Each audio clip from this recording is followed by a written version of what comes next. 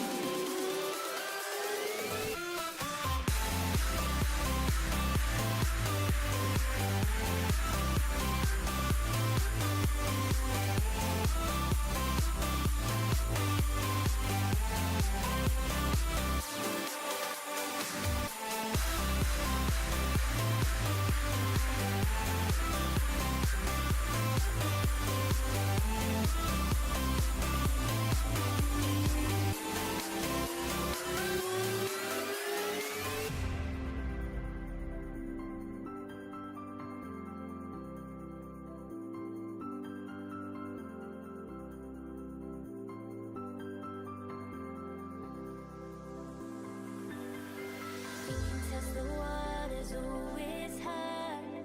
I think we're getting close. Racing through the waves, I want to be where nobody knows. Take me, baby, take me to a state of mind that's made up, baby, that's made of all that we find. Electric, feel it in your hands. Hypnotic, watch our bodies dance. Happiness, this is where we stay.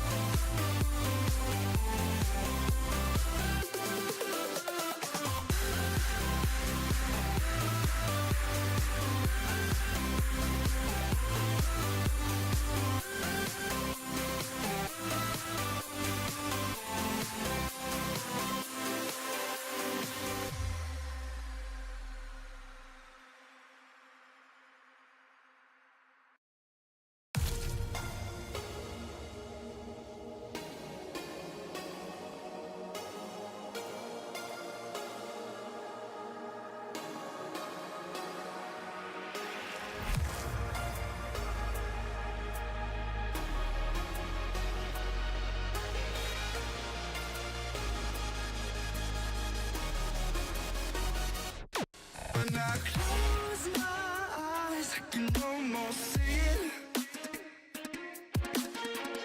When I take a breath, you fill up my lungs. And if my mind worked backwards just for a minute, I call on you before the memory's gone. I remember you, you lift my spirit. With you high is all I'm feeling. Remember how we felt alive. I remember you.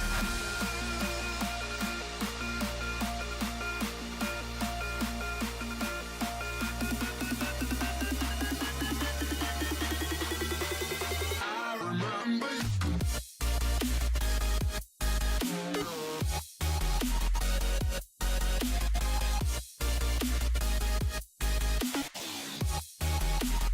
I remember you.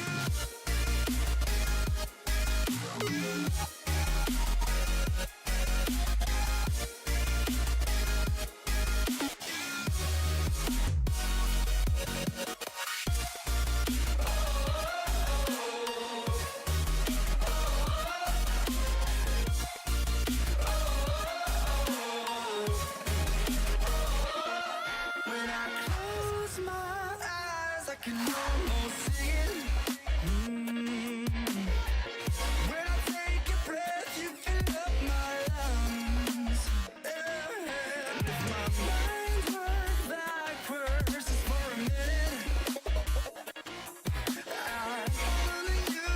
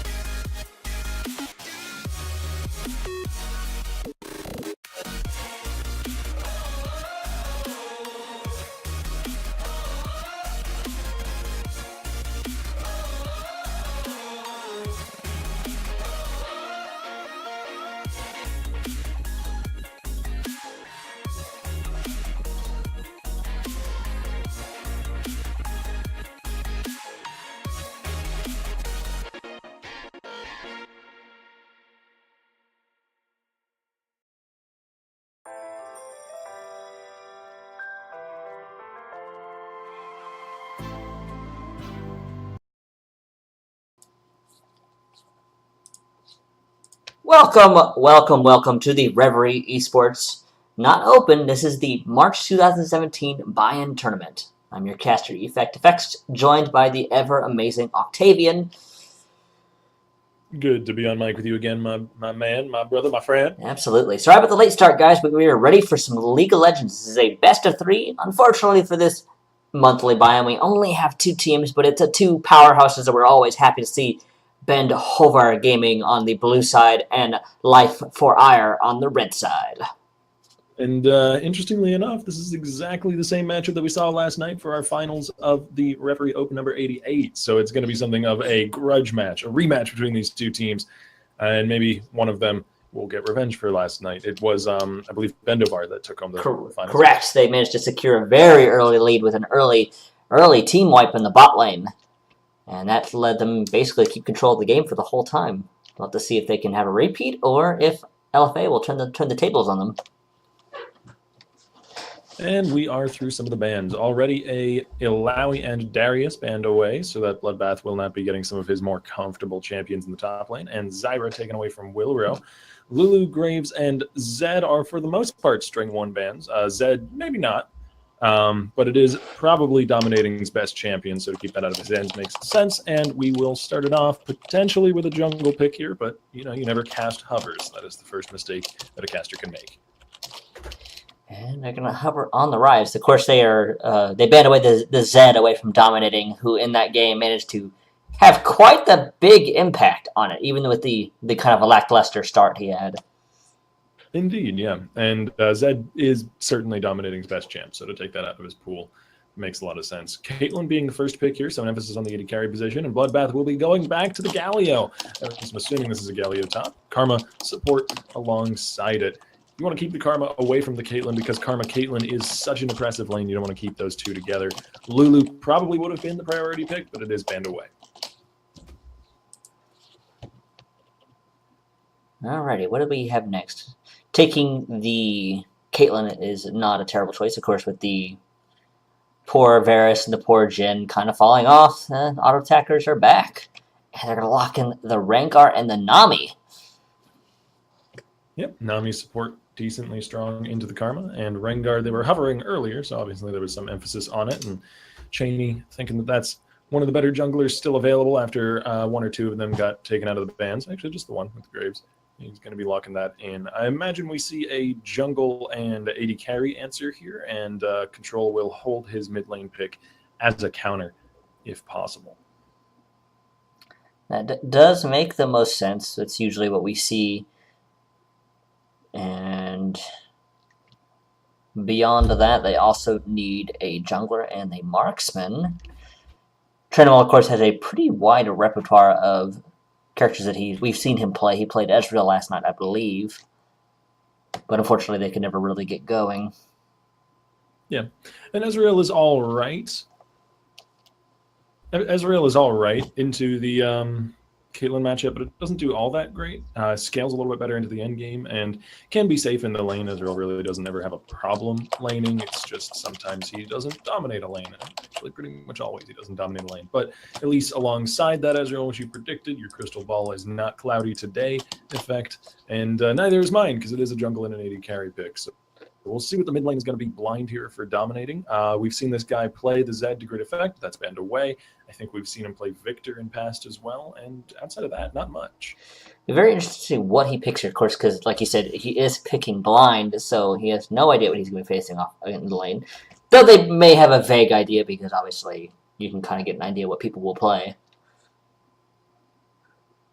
Yeah, usually in the current meta, in the current sort of atmosphere of Season 7, a lot of people like to pick Orianna blind if they're forced into it.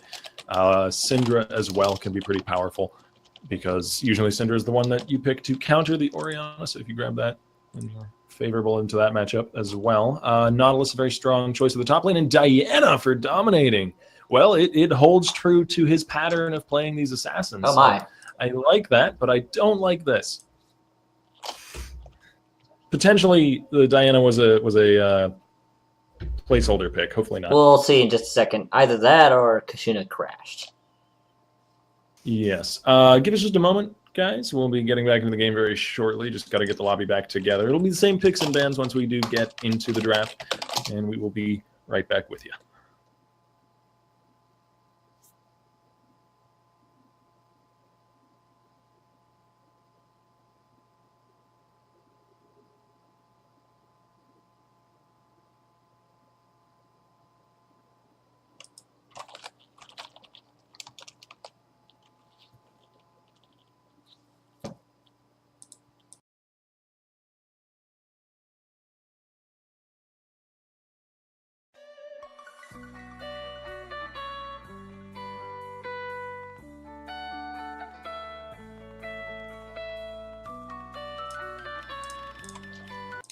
And we're back. It's going to be the same picks and same bands up to that point. It was not a Diana. It was supposed to be an Oriana.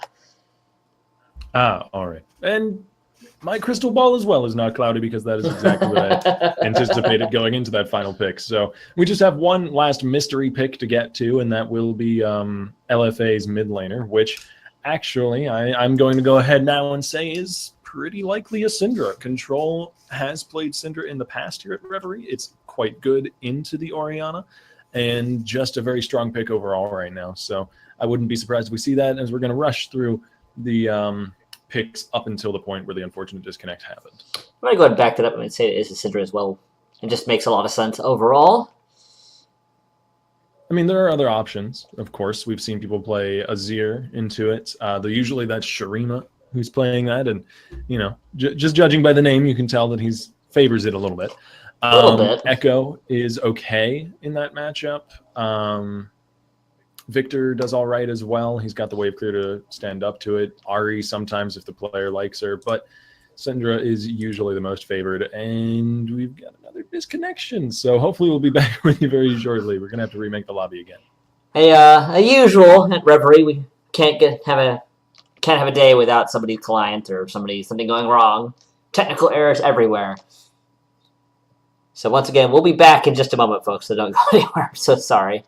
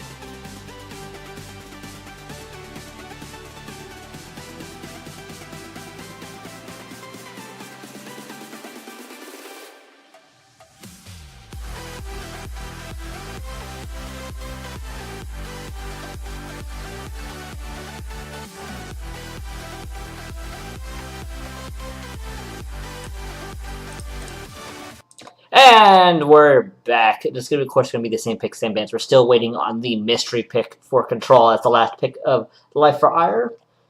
And hopefully we can get to this nice and quick. And it's the groundhog draft here, as we just keep repeating the same thing over and over again. I'm getting a bad case of deja vu. But, this whole thing is a case of deja vu. Segues, because as I mentioned back at the first iteration of this draft, this is a rematch for these two teams. One of many rematches.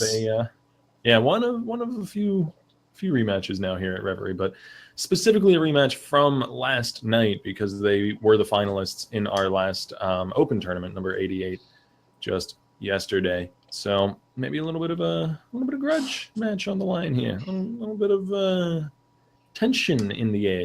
Absolutely. Life for Ire, of course, they came out behind last night, so they're looking for a little bit of revenge. It's pretty much the same top line, but we are seeing some different picks here and there. And it will be the Oriana locked in for dominating, of course. Nami, and I believe Kashuna had a Caitlyn last time, so we'll see what the final pick is in just a few moments. Once Kashuna actually locks in the Caitlyn. Kashuna, please lock in. There we go. Good job. TikTok, folks. TikTok. We're all good. Syndra is the one that springs most quickly to mind, though it doesn't actually work that well with the team comp. I feel like they need more team fighting power. They've got great pick, and I guess they could just fall back on that, rely on long range pick. But the Lux, We have seen it does okay into Ori. We have seen Control play Lux before, so that is a very real possibility. The main problem that I'd worry about with the Lux pick, it's very strong in team fights, so it certainly covers over the worry that I had there. But now the worry is going to be the early laning phase, because Lux's mana costs are really, really high compared to a lot of other mages. So Orianna's, or dominating on this Orianna, is going to be able to shove that lane out pretty much continually if he wants to. And Control will have a hard time keeping pace just because Lucent Singularity has a much, much higher mana cost than Command Attack. Either way, though, I do like the deviation away from the meta. That's always interesting. I like the pick as it fits into the composition, and I'm excited to see the game now that we've finally made it through the whole draft. Absolutely. We have about 18 minutes. Sorry, just kidding. 18 seconds before we enter our 3-minute delay. You give me a little heart attack there. An 18-minute spectator delay. That'd be awful. And All right. we are going to be entering that delay just now, actually. So we're going to take a small, tiny commercial break. Once we're in game, we'll be back. So do not go anywhere, folks.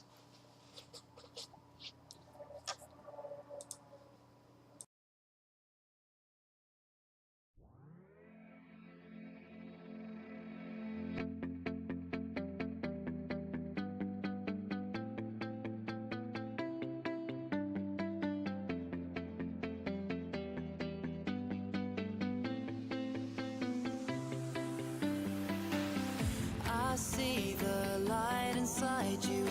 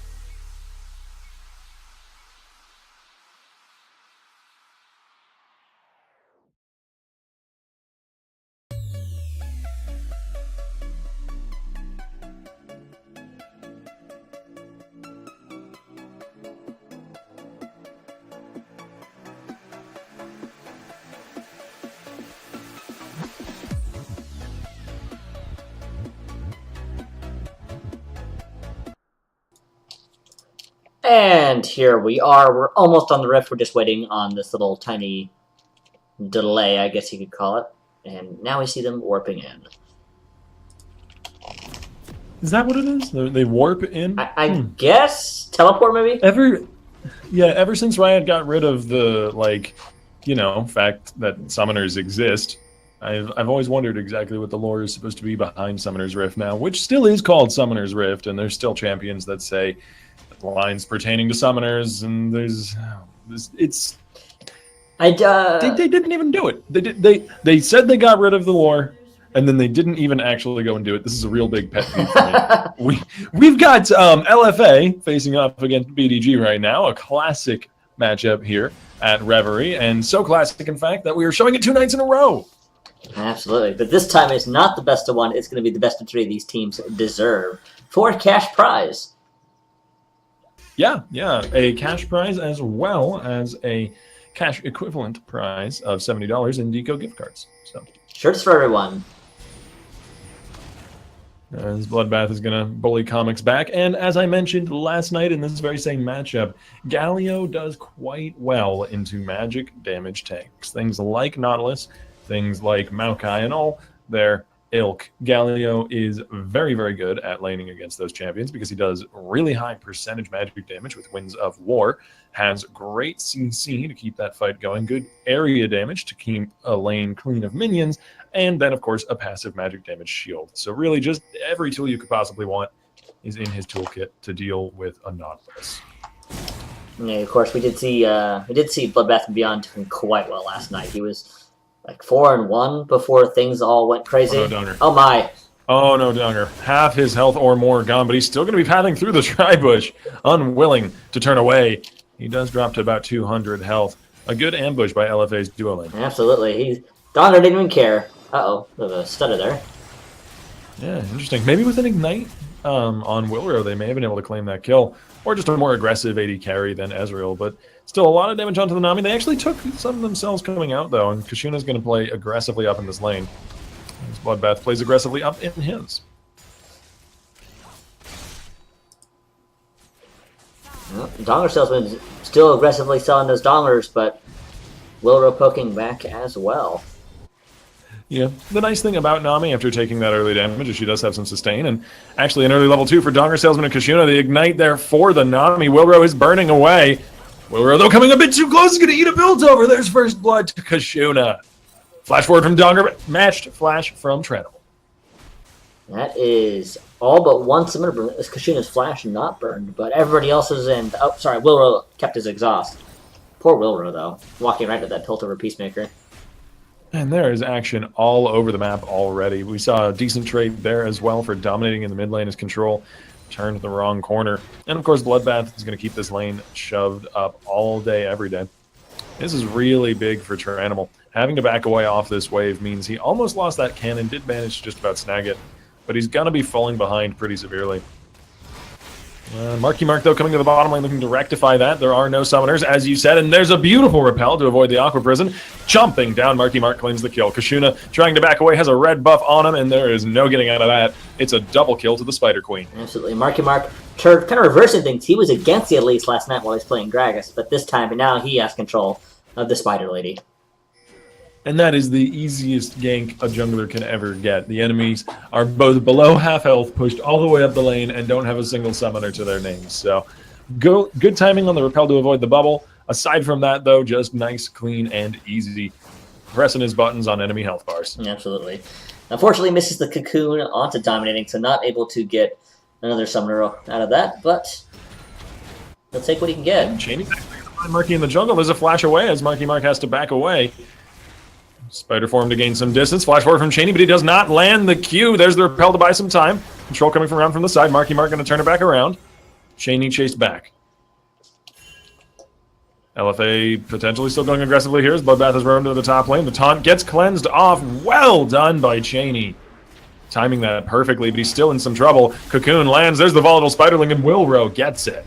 Super awesome cocoon by Marky Mark, and he backed up before he could take any additional damage. So Marky Mark on a roll here. Yeah, and with Elise, that is exactly when you want to get on a roll. Her early game is incredibly strong. It's going to be really, really difficult now for Bendovar Gaming to hold off this early pressure. LFA had a great start last night as well, at least in their solo lanes. And actually, it's looking pretty similar. Those kills all going to Marky Mark means that Tranimal is still in the back foot down here. They're still going to get shoved in. But they've got a 2-0 and 1 Elise already with Moby Boots. That might be enough to prevent this from being any worse than it already is. Absolutely. Now to see if he can really take advantage of that mobility and really move around the map here. Because there's still no flashes in his bot side. Now, Wilro can get Wilro get a good snare. There's an opportunity for ganks down there. Potentially, yeah. It's going to be difficult, though, as I imagine Kashuna and Donger Salesman are going to be a little bit more wary here on out, since really their only weakness is going to be Elise coming in from the side. So just constantly keeping the river warded up will be pretty easy for them. I don't honestly know where Marky Mark's next move will be. I was thinking maybe going towards the mid lane, trying to get that lane rolling now as well. But it's going to be real difficult against a flash and cleanse from Dominating. Absolutely. Dominating is not even remotely interested in getting CC'd with that cleanse. Of course, that could also save him from a combo by control. But I imagine the focus will be on the bottom side of the map in some way, be it mid or bot lane itself, because there is our first spawn dragon will be a Infernal Drake, so it's definitely something worth fighting over. Particularly with the scaling nature that both of these teams have coming into the 80 carry roll, that Infernal Drake will be huge for them. LFA's bottom lane now trying to shove up a bit themselves. Playing cautiously. Tranimal has managed to catch back up in CS, and they both have a call. So that does mean the gold is more even than it was, though obviously Kashuna still has the kill to his name. Bloodbath wary of this fight, but still going to be caught off a bit. As Cheney's coming in, flash away from Bloodbath, as Tranimal now ignited and burning away. Went a little bit too aggressive on the bottom side. The Ignite's still ticking, but he just about gets out with 100 health or less. Now Dominating with the cleanse. Two-man Shockwave gets him potentially to safety, but there's the repel. Marky Mark's going to come down right on top of where he was. The flash gets Dominating out, but that is both summoners gone.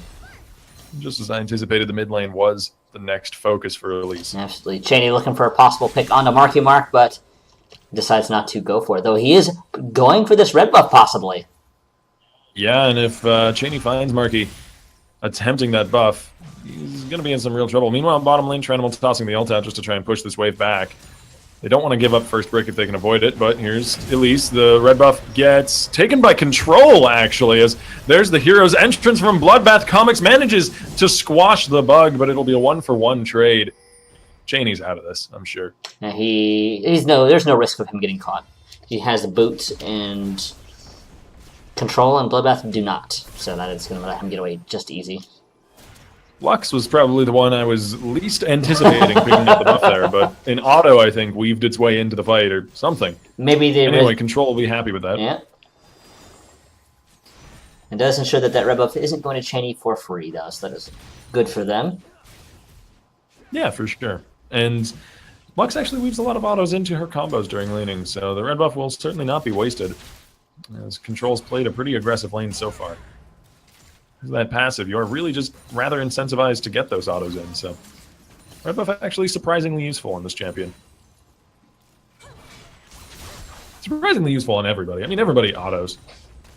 I'm trying to think of somebody who doesn't really auto that often. Maybe Vladimir. That's like the biggest example. He autos, but he doesn't. I suppose. Yeah, in laning, auto attacks are a great source of damage, and something that can be very useful for newer players to learn, who may be a little bit too cooldown oriented. You want to be as efficient as possible, and autos cost nothing. But there's the snare onto Dominating. That final auto we were just talking about, and Control gets the solo kill. Very nice by Control. Poor Dominating, not able to dodge the snare, and of course he does get comboed up, and doesn't 100 to 0 or anything, but it does do very significant damage either way. And this will be the attempt at the Volcanic Drake that I was talking about earlier. An attempt, though. I say, instead of them taking it outright, because there is a lot of strength in the bottom lane right now for Bendovar Gaming. Oh, both Comics and Bloodbath are teleporting in. Yep. There's Bloodbath leaping in onto Comics, who teleported in perhaps a little bit too deep and is melting at the moment. There it is. Winds of finishes the kill. Shift over the wall from the Ezreal as Cheney is playing solo for his team a little bit too far up. He's going to get chased backwards, nearly goes down. Winds of War doesn't quite catch on to him. The Dragon is menacingly chasing that Galio back. Kashuna gets stunned. I don't think there's much they can do with it, though, sadly. As dominating now, fresh and full on health and mana, is coming in for some revenge for his team. Shockwave gets shifted back. Bloodbath just about survives a bullet to the wingtips. And Bendovar successfully fend off the Dragon. I don't know if they can go for it themselves, though. Life Fire are the ones with the advantage. They did pick up Comics. Nice snare! Kashuna's gone. Beautiful. Oh, shift over the wall from Tranimal. This is highly aggressive, but Marky Mark's there with the flash, too. There's the follow-up, dominating, going down. Oh, whoa, he turned it back around. He got Marky Mark. I anticipated him falling immediately. But no, he at least managed to kill. He at least managed to take one down. He got the junglers. That Kudos means the Dragon is a more dangerous place, so they're going to go for... Hook onto control. I'm sorry to interrupt, Effect. We've got action still. Or not, actually. No, it's flashed away from. You go ahead. Depth charge used up on control, but it does not manage to secure anything. With Marky Mark going down, that does mean that the Dragon isn't going to be started anytime soon, though he has just respawned and heading on his way down.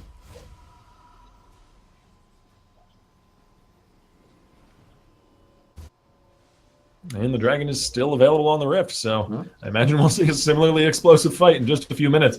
Bendovar are starting to fall behind in this game, though, and they're in for a rude awakening if they take another fight like that. Absolutely. This is a bit of a reversal from what we saw last night, where the score was the opposite, where PDG had the lead. But now Life Fire is getting the revenge they so desperately wanted. Part of it, I think, is down to the fact that Marky Mark got those early kills in the bottom lane, and they were able to prevent the full-on snowballing of this Caitlyn Nami lane. Like, sure, Kashuna and Donger have had the lane shoved up pretty much the whole time anyway, even after those 2 kills, but they don't have that much of a CS lead. They haven't taken the turret yet, and they haven't really done much in terms of kills. So neutering the threat from the bottom lane and having winning lane matchups in the other 2 lanes has been a really nice recipe for success. But Marky Mark's caught out in the river here. There's a leap in from Cheney. He's going to repel back to Kashuna, create a bit of distance.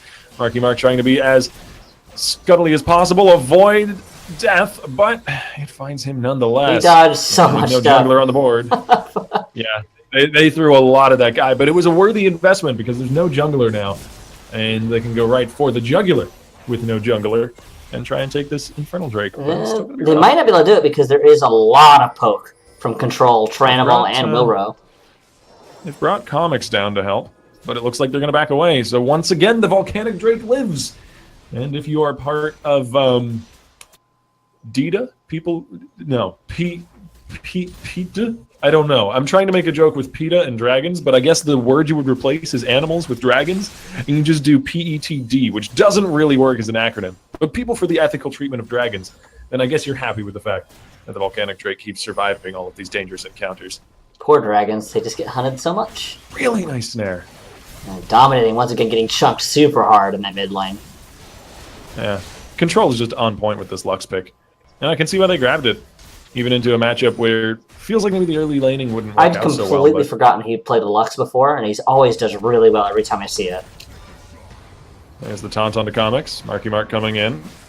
Between them, I think they do actually have enough damage here because there's percentage damage on both of these champions. And yeah, Comics is going to get melted away. And actually, beautiful stun prevents him from hooking to the turret. Tranimal flashing forward. There's the 1-for-1 trade so far. Tranimal does have more health to start this one off, but Kashuna has a lot more damage with his itemization. Kashuna dodging away from the W, flashes into the bush. Cheney from behind coming through the turret. Tranimal still had heal, though. He might be able to 1v1 this out, but he's got no mana left. He couldn't fire off the last Q.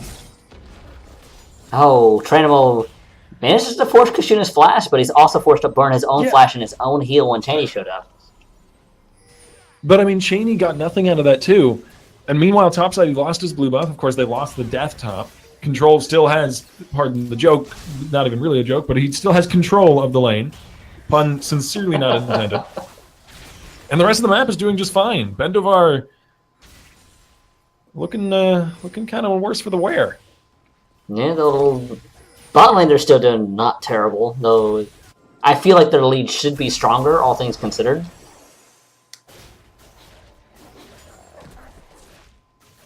Especially because the Tranwell is still able to do decent chunks of damage. No, good attempt from Donger Salesman, but Warrior's going to sidestep the Aqua Prison. And once again, a fight is brewing near this dragon. They really, really want this dragon, but neither team is really able to get it so far. I mean, it's super good for both compositions. They've both got these high damage output mid laners and late game scaling AD carries, so getting that percentage damage is crazy good. Even better when you consider the Rengar in play. Kashuna chunked down to a third of his health. Control not quite close enough to land the auto attack, which would have killed Kashuna. Still, though, pulls the heal off the Caitlyn, and that's worth it in the end, especially considering that Lux ulti is not exactly a long cooldown. Absolutely. You see that With the Morello already done. Bloodbath going for some aggressive itemization in terms of tank items. Got to the Iceborne is working on the Sunfire. And somebody call the organization that keeps track of these dragons, because another one has been started. Infernal Drake now burning pretty low. This may be the first one to actually fall. There it is. At least sinking her fangs into it and dominating. Chunked on the other side of the wall is not going to be looking for anything more in that fight. Well, LFA have cleanly gained control this early game. About a 2,000 gold lead and a Drake now. and it looks like they might be able to pick up first brick here. Nope. Potentially, they don't have much of a wave to shove with. And Dominating, able to clear out squad defending. able to clear it out with the orb. And of course, They have got Lux split pushing down the bottom side, though, so they may yet be able to get that first brick one way or another. Bloodbath maybe gets cut out here. He's pretty tanky. There's Nason the hole coming. He's going to get knocked away by the blast cone. Flashes into the back of the Krug pit. Cheney slowed in his attempt to keep the chase going, and Bloodbath makes it out, but it does come at the cost of a summoner. Meanwhile, there's that first brick. more advantages for LFA. And we're seeing a pretty strong push into the mid by Bendo. Though they're taking their time. We see that Dominate is actually pushing up on the bot side, maybe wanting to take that bottom turret, because it is very close to it, actually. Cheney will be equalizing the turrets, though, up in the top, as he takes down the top outer. And, as the junglers meet one another on the Rift, I would like to just take note of their builds at this point and the differences between them. But Marky Mark may leave my comments till a little bit later, as Cheney has to leap back in off the ulti. Marky Mark with his full glass cannon so far build is going to be bursted away. And Cheney able to melt him while he's just knocked up from the depth charge. And there's another catch into Dominating, almost down just from one full rotation. Meanwhile, in the mid lane, a bubble onto Tranimal. There's the follow-up from Donger Salesman. Kashuna, exhausted, might still be able to put out enough damage. Flash away, but the Ignite was ticking. It didn't matter. Can't flash away from that. Nami gets it. Poor Tranimal. It's very good prison by Donger Salesman as well. They're going to work on this trip, but I don't think they can get it in this wave. Likely not, but still with a few kills across the board and now some damage on these outer turrets as well as one falling. Bendovar Gaming are actually looking okay. They're only 1k gold back now. They've got pretty much standing gold on the bottom side. If you look at that turret, it's incredibly low. They've just got to send Caitlyn down there for a wave to 2 waves at most. And they're in a pretty good position to come back in this mid game. Absolutely, especially once Caitlyn gets out of her power trough, hits those 2 completed items, and starts to spike again. Pretty close to that and finished the Infinity Edge, so it shouldn't be too much longer before we see that. And Dominating looked like he wants to pick up probably an Abyssal Scepter, reduce some of that damage that Control is doing to him with those combos. I would just like to, as an aside, point out that Control has finished off his Magi Soul Stealer, though, so he's going for that incredibly snowbally play that we've seen before from this guy on Lux. 7 stacks at the moment that just transferred over from the Dark Seal, and hopefully for him he manages to get a few more, because the item does start to equalize in gold value and be worth its price once you get past 10 or 12 stacks. I can't recall the exact number, but it's somewhere in the early double digits. He's well on his way to reaching that. Yeah, for sure. But the pace of the game has slowed down. LFA managed to take another turret, so they're going to extend the gold lead back to around 2K, where it was just a few moments ago. But they don't look as in control anymore. Hey. As in control. They're still in control to some degree. The Baron is now live, though I'm not sure we're going to see any plays anytime soon around that. Oh, yeah, no. Not for a long while yet. Nobody's got that much of a lead at the moment. Really, a lot of it is centered around this Lux and whether or not Control can find some picks. So once Dragon in about 2 minutes is back with us, that could be a good opportunity. But a 3-man Shockwave is another good opportunity. Dominated and getting chunked low by Bloodbath, but he does not have a team to follow up, and he will be melted away given enough time. There goes the Galio. Hook onto Tranimal, but he shifts at just the right moment. And it's just a 1-for-0 trade, but we'll see whether or not LFA lose anything off of it. No, Cheney brings down Control. There goes all the stacks. That went really, really well for Bendo. That could have not have gone really any better. A really solid Shockwave by Dominating. And now they're shoving in onto a secondary turret. Comic's more than happy to tank some of that poke as the turret melts its way down. But they have lost out their minion wave, and I don't think they'll be given the opportunity to get another one up here in time. So, outer turret taken, secondary turret damaged pretty heavily. And now with Dominating rotating bottom side, in just a few minutes, we may see another turret fall if Dominating chooses to keep shoving that lane. So, yeah, Bendivar Gaming bite back. They're now the ones holding a few thousand gold up. Actually, it's only about 300. Well, yeah, indeed. Yeah. They've evened it up, for sure. Absolutely. And that, with that team fight, they definitely are doing pretty well for themselves. Cheney, of course, exploding Control. And they're going to start coming into their own now as well, just not only competitionally, but with some of the champions they've picked. Caitlyn, as I mentioned, hits a real spike at around 2 to 2.5 items completed after falling off right before that. So Kashuna can start coming to the fore of these fights. Dominating, of course, has that Shockwave. We already saw how devastating that can be if you can land a multi-man Shockwave. And LFA have got to be cautious. They're still the ones playing aggressively in this game. They're still the ones picking a lot of these fights, but they are by no means in the driver's seat anymore. Absolutely. This Dragon will be respawning. See, the Marky Mark especially has had a pretty difficult time. He's now 3-4-4. He's been, and we've seen some of those instances where he's just kind of got picked on in the jungle. Bloodbath from the side, and the vision battle begins as Dragon gets kited out of the pit here, nearly down already, and it will be the Cloud Drake taken. Not as much of a contest for that one, as Bendivar Gaming are not nearly as worried about the Cloud Drake going down. Kashuna has that Infinity Edge combo, but he can't use it if he gets picked like that from the side. Beautifully done by Control. Flash in from Bloodbath, a 3-man taunt. Speaking of 3-man ultis, though, there's one on the back line. Comics manages to finish the kill onto Marky Mark. There's the hero's entrance, just about entering 2 inches away from where he started. Bloodbath trying for another taunt. He's nearly dead and nearly becomes completely as Cheney finishes off a killing spree. Good snare onto Comics, but he's too tanky to care. And now this secondary turret that was so damaged earlier on will fall. Absolutely. Dominating gets another. Despite the awesome catch onto Kashuna by Control, Dominating another again with the amazing Shockwave that completely reverses. Dominating gets another. Oh my God. I feel like a broken record. Well done. Dodging the final spark as well. Dominating with the game-changing plays there.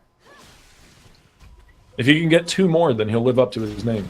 And the lady will say the ever-satisfying phrase, dominating is dominating. Which will be great. I don't think we've seen that yet, actually, in the last 2 games of spectating this guy. But, you know, I'm rooting for it. I'm supposed to be caster unbiased one way or another. I just want to see that phrase be said, though, by the announcer. Because I feel like that'll be silly looking. Yeah, a little bit. Yeah, Bendivar Gaming, even if they don't get the dragon, they get the team fight thereafter. Objective as well with the secondary turret falling. We return to quiet on the rift, but a few thousand gold over to Bendo, as now Baron does become more and more of a realistic objective now. Still pretty far out on the horizon for these teams, but vision control around it is going to become more and more important. You see Bendo on the way back to Baron, try to get some of that vision up that was just taken out. And they're in a very strong position to at least contest Baron at any point. Bloodbath again getting pushed back. Only seems to be dying a bit more quickly than maybe he should in these fights. Having built full armor, he does fall rapidly when Dominating manages to catch him in any of his significant combos. So we'll probably see him build into a Spirit Visage next. That does make the most sense to me. Yeah, some form of magic resist. Just hasn't quite gotten there yet, and as we've seen, Dominating is at something of a power point right now, so. And not the presentation variety. I get it.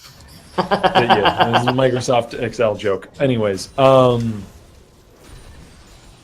yeah, we've got quiet on the Rift. I imagine the teams will break out in a fight around the Baron relatively soon. There is still a pretty low health turret in the mid lane for LFA to push, should they choose to. Dominating, looking for the pick under control. Flash, good reaction time. And Thrill of the Hunt was actually popped, anticipating that Shockwave landing. I suppose they scout out Marky Mark with it. Nope. Shiny diving in, but he gets snared up. Yeah, he's going to be able to use that empowered Battle Roar to heal most of that damage back, though, as the tanks duke it out. And a shift over the wall from Tranimal. Again, very aggressive Ezreal play, but this time paying off pretty well. Dogger Salesman having to pop the redemption and going low even so. Dominating walking through the laser will tank that to get out. Oh, Kashuna also popping his heal to give Dominating a bit more HP. Yeah, yeah. The cleanse as well burned to get out of the snare. As Bloodbath doesn't quite land the stun. The taunt doesn't connect either. Good net from Kashuna. Now kiting backwards, nettling away that damage, but Dominating is caught out from the rest of his team and shut down. Kashuna, though, still pumping out as much damage as he can.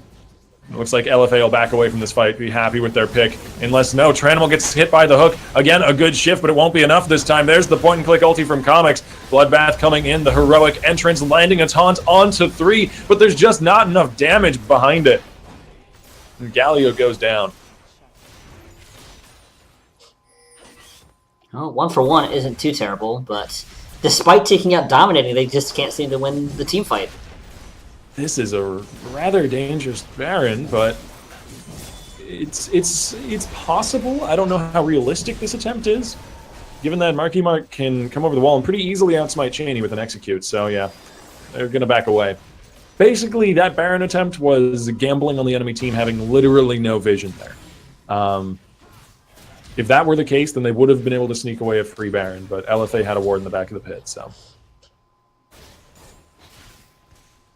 Yeah, Marky Mark making his way to top lane, push the wave out. And both teams still LFA falling behind, about 3k gold now. And the way we're going to see the rest of this game play out, if it goes in favor of LFA, is we'll see Control land a few more of those picks like we saw in the last really big team fight where Kashuna got caught by a binding over a wall and eliminated instantly. And so that's why you're seeing not only the cleanse from Dominating, but now also an emphasis on getting a early Quicksilver, early-ish third item from Kashuna, because really the Lux is now the cornerstone of LFA's composition because of how well Control is done. So I don't really feel like I need to cast this fight right here. I don't think anyone's shield even got broken. Top laners. They've got the biggest weapons and they can't even hurt each other with them. But Dominating flashing away there as a cocoon lands. And yeah, alongside the bindings are the cocoons. So really it's a lot of picks for LFA. But it looks like they're on the wrong end of one right now. Teleport coming in. There's the final spark. Marky Mark goes down and Bloodbath actually gets interrupted. So he's not going to be rejoining this fight, but the fight had already kind of ended. Absolutely. So that is LFA once again falling behind a little bit. Bendo picking up Marky Mark. Yeah, and it looks like Bendovar are just doing all they can really to play around the pick potential of the enemy team. They've built these defensive items. They play really safely in terms of vision. We don't see them face checking to anything very often. And they're going to be rewarded with an Infernal Drake of their own, so evening up that score. That is going to be really awesome for them, especially Kashuna and Cheney. Of course, we've just seen how much burst Cheney can push out.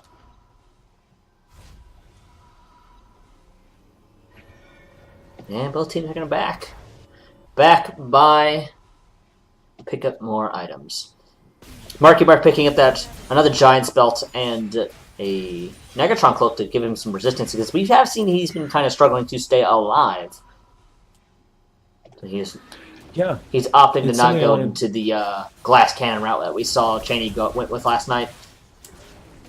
Something I wanted to touch on, actually, is the fact that Marky Mark had such a really brilliant start to the game, that double kill down in the bottom lane and then some aggressive play towards the middle of the map. And since then, hasn't really been able to get too much. And a part of that is down to Bendovar Gaming much more cleanly playing around their opponent's pick. But also just the fact that Marky Mark has consistently sort of overestimated his own ability to take fights. We see him leap into fights, get bursted, and not have a way back out because he's often using the repel to jump forward. So Cheney getting don't want to blame too much of the loss on any one player, but Marky Mark certainly having fallen behind a little bit and maybe gotten a bit overconfident in the mid game. But here comes Bendovar. Cheney with the engage onto Marky, as we were just talking, but here's the heroic entrance. Bloodbath landing the taunt onto Cheney, gets cleansed off. Ezreal flying through, lands on 2. Some ultimates tossed back and forth, but nobody going down just yet. Bloodbath still playing the front line, leaps in with the Justice Punch. Taunt will land from the Idol of Durand. But Bloodbath's kind of alone at the moment, and he will eventually fall, flashing over the wall. Bloodbath will burn away. Now Marky has to repel for a little bit of time, but Tranimal has to shift back, leaving his spider friend to die. And these longer fights without picks, without catches over the wall, as Tranimal experiences that very thing himself, usually seem to go in favor of Bendovar. They've got the more resilient team. They've got the better team fight. And now they're starting another Baron. There is the plant cone over the wall, and they're going to get it started. We have this one a lot more free and easy than the last attempt. Absolutely. But Lux ulti, okay. Close, but nobody. Close. It was a good guess, but not quite. You know what they say, in effect. Do you know what they say? What do they say? Close isn't good enough. It only counts in hand, shoes, and horse grenades. Ah. What are horse grenades like, I wonder? That's an oldie. It's an oldie but a goodie. Yeah, that's Baron gone. LFA, even with a roaring start to this game, are now very much out the door. They've been kicked out. They're out on the street. They don't have a way back in. And they've got to find some way to get back into this match. A lot of it, I think, is going to come down to vision control and whether or not they can just get control into a good enough spot to land a binding over a wall. I sound like a broken record at this point, but it's all about the Lux combos, and we simply haven't seen one for like 8 to 10 minutes now. Absolutely. He has the Void Step now, so he'll be able to burst almost anyone he catches other than, say, Comics. Of course, because Comics is... Oh my. He keeps engaging, but he just doesn't have the sort of team off of these engages. It always comes at a cost. I don't think the calls are necessarily bad. These are decent picks. These are good targets to engage in onto, but his team simply isn't the kind of team that can follow up on that easily. He's not got a dive buddy. Marky Mark has gone way too squishy with his build. He's just now starting to build relatively tanky, so he can't dive to the back lines like Bloodbath can. And every time he does, he just gets shredded out by the Caitlyn and kited away. Absolutely. And if they dive onto Comics, Comics has 3, almost 4 items of magic resistance. Nice catching and dominating. This is exactly what they needed. There's a flash forward from everything they have this, and in the end they'll get it. Meanwhile, though, a Baron buff minion wave plus a Caitlyn makes short work of a turret top. Absolutely, and Cheney is sticking at that bottom side, looking for an opportunity to take that turret. And this is 3 waves worth of Baron buff minions. Does get melted away decently quickly, actually. Some pretty good wave clear here from Control. But they do still have to worry about that Rengar. As you said, the bottom lane inhibitor turret is nearly dead already. And eventually Caitlyn will chip this one down if given enough time. So it really is just kind of a matter of time. Absolutely. Cheney and Bloodbath and Miana going at it, but Cheney's just trying to run away. Yeah, I mean, eventually Bloodbath will kill him, but eventually might not be soon enough. That's only if Cheney doesn't simply walk in the other direction. That's the problem with a lot of these bruisers. They often don't have what it takes to make someone fight if they need to keep them there, but there's the heroic entrance to the top side. Double snare onto Kashuna and Donger Salesman, but Kashuna still brings down Control before he falls, and in fact is not necessarily going to fall. Pardon me. tumbling over my words because this fight is falling back and forth. Tranimal dashing forward will finally finish off the low health Caitlyn, and Comics will eventually be melted away here. Eventually be melted? No, he flashes. He might get out. Winds of War lands. Here comes Cheney from the side, and there's a lot of targets for him to pick. Justice will punch its way into his face, though, and it looks like Bloodbath will sacrifice himself for the greater good of his team. What a heroic thing to do on that Galio. Actually, here comes dominating. And Cheney is dominating. Dominating isn't dominating, Cheney is dominating. That's confusing. Absolutely, and this is going to be a free turret. It was already almost dead from that last push, and this is going to be the first inhibitor of the game. Yeah, 35 minutes in, not the quickest pace I've ever seen, but given the early game falling to LFA, pretty dang quick as far as turnarounds go. Absolutely. To the side of Bendovar. Really good team play overall. Dominating has landed some really amazingly well-placed Orianna ultis. Okay, maybe not well-placed, getting picked by Luxes, but good ultis overall throughout the game, as well as that Cheney has had really good sort of timing on when he leaps into fights. He's had good self-control. He's not leapt into situations where lesser Rengars might jump in and give away their life, trying to overextend for a kill, and as such, he's got a great scoreline for himself. 6-1-3, doing quite well. Absolutely. He's got the GA now as well, so he jumps in, makes a mistake, he will at least survive, have a chance of getting away. But beyond that, we are seeing him build more damage, lots of magic resistance. It is worth noting that LFA have a very magic damage heavy team. Even Ezreal deals quite a bit. Arguably, yeah. I mean, he does some amount. But yeah, you're very much right. Outside of the Ezreal, there's not a shred of physical damage to be found, so pretty easy to itemize against this team. And another reason why in these extended fights it's going to be really, really difficult for LFA to come out on top, because they just got so much more health to work through on the enemy team. Absolutely. You can just see Comics with that philosophy. 4 items of magic resistance plus the Merc Treads. He's just a massive juggernaut.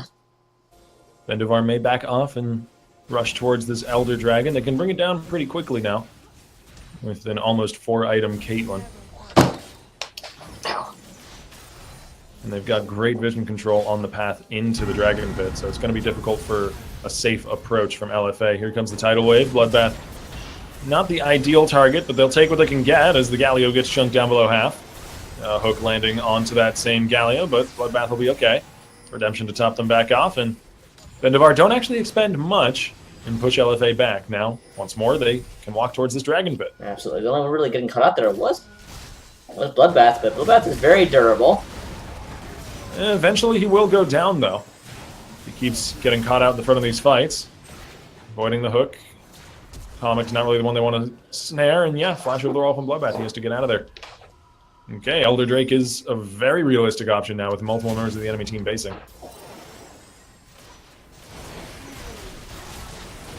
Yeah, it is quickly melting under that damage. And it's going to be BDG with a very strong lead. And especially with, you can see that the bottom turret is super low, so they can easily just... A valiant attempt from Control, but the Elder Dragon will be easily taken. Dominating popping clutch for some reason. Better safe than sorry. I mean, you've got the Elder Drake, you've got the down inhibitor in top lane. You just want to have everybody alive for a 5-man shove, push this bottom lane, and you end the game, honestly. This turret is already very wounded from Rengar's earlier escapades. And they've got that free pressure up on the opposite side of the map, so there's no good answer here for LFA. Absolutely. And it's worth noting that Dominating is rather low, so maybe if they can get a lucky pick on him, they could possibly turn this fight. I suppose, and really that's what we've been saying the whole game. If they get a pick, they can win. But it's a really big if now. The Bendovar is not going to be caught out alone to any degree, and there's just nobody that's going to be stepping into one of those Lux bindings. Aside maybe from Dogger Salesman. Control manages to catch out the Nami. Not the priority target, but a decent one nonetheless. Wilro caught out too. Shockwave burned on one. dash forward from Tranimal, but he finds himself on top of a trap, and Kashuna easily makes short work of him. Bloodbath and Beyond going to be landing the ton actually onto the Caitlyn. Good target. Maybe they can bring this AD carry down, but Kashuna flashes away before Elise can land on top of him, and it's a double kill. Control now hooked. Has to flash backwards. Kashuna still outputting some good damage, and this turret will fall. And Bendo's still coming ahead despite having a member caught out. Yeah, it's about as favorable a fight as LFA are going to get in that situation. And they still don't quite finalize it. Kashuna was just too slippery. Oh. GA popped. They may have to just leave Cheney here. Oh, the binding was early from Control. That was a rare misplay. Cheney's going to make it out. Yeah, he gets out with his life. That is 2 inhibitors down with the 2 minutes having done an enormous amount of damage to the Nexus turrets. One's down, one's almost dead. Well, thankfully one of the inhibitors does respawn here. It's going to give a little bit more breathing room to LFA, but they don't have much breathing room to begin with. They need all the breathing room they can get, that is for sure. Baron back on the table, and they have one last chance here to take this game 1. Of course, it is a best-of-3 series, so they've got more room to work with, really regardless of where this game goes. But you never want to give up that first victory. You never want to have your back to the wall going into game number 2. And you got to think about what the next draft might look like, though, at this point. You know, you got to maybe concede this game is a long shot at best, a very, very, very long shot at best. So you start thinking about game number 2, about what you want to do differently in the draft. There is the Baron. As, Baron gets started. Bloodbath has teleport, but he's walking on his way up, and that Baron is melting very quickly. Flash cone over the wall. Marky Mark going for the steal, but it will be Orianna, actually, that gets the kill onto the Baron. Marky makes it back out with the repel. Yeah, repelling. And LFA don't actually lose anyone in the attempt. They still do lose the Baron. Absolutely. He'd repelled to the ward, so they left it up just for that. But with that Baron, I just don't see this game lasting too much longer. Yeah, this defense is going to be nigh on impossible. But LFA are going to make the attempt nonetheless. Here comes the shove down the mid lane.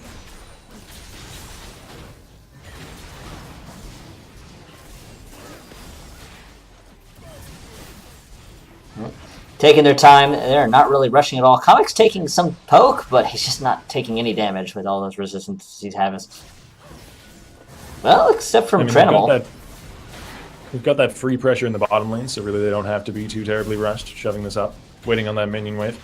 And eventually Kashuna will chunk this away. Turret already nearly dead will fall very quickly. And inhibitor now under fire. LFA have to take action, and soon. And it looks like this will be the moment. Bloodbath leaving him with the Justice Punch.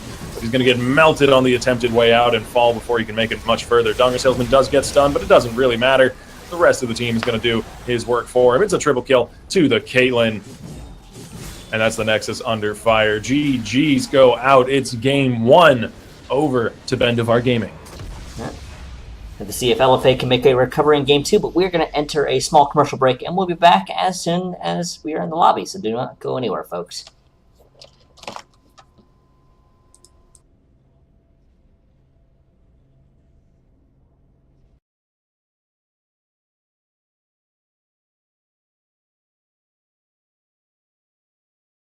Oh, I could be all it is you need, 'cause we are trying to find a way to feel.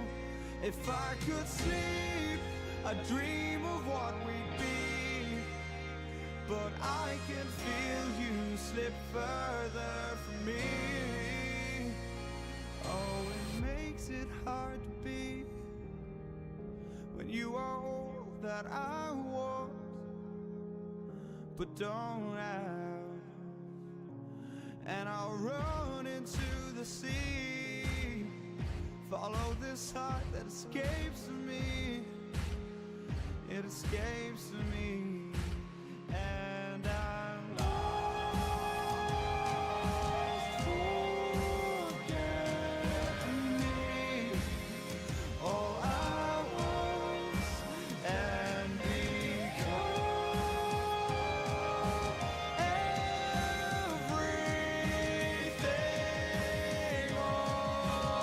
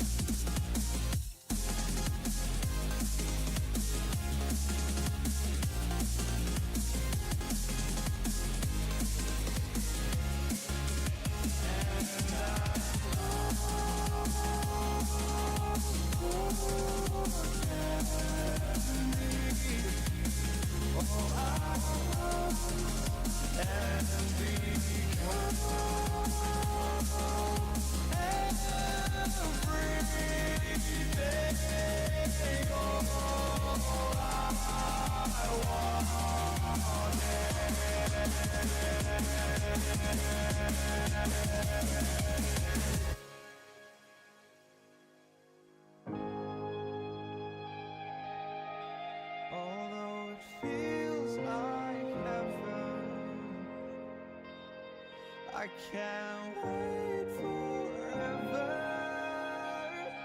Old habits are hard to break. I'm losing faith. Maybe we're better off this way, but I'm still lost. Forget me. All I was and become everything.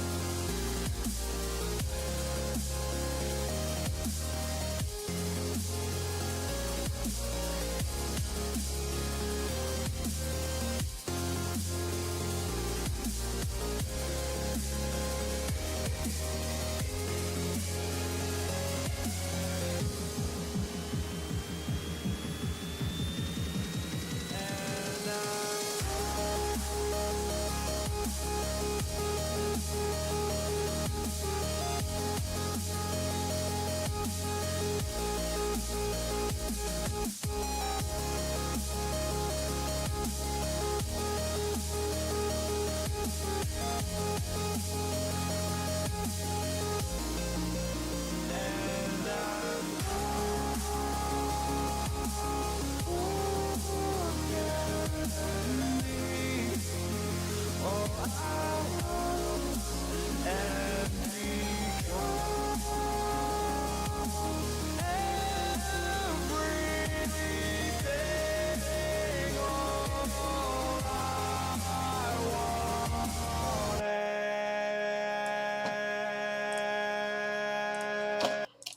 And we're back for the second round of this particular final between LFA and BDG, both on blue and red side respectively. And there's the Z-Ban against Dominating.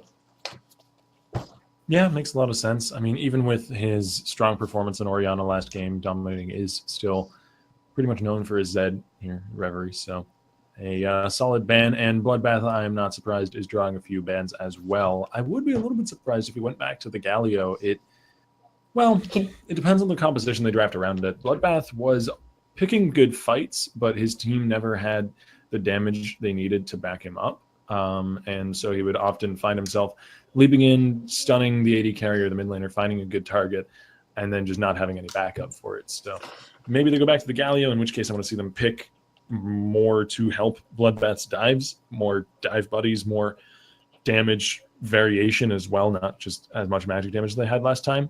Or maybe they go a completely different route in the top lane. Yeah, so they do leave the Lulu open for Donger Salesman, so they might first pick it to possibly steal it away. I'll just see what they do.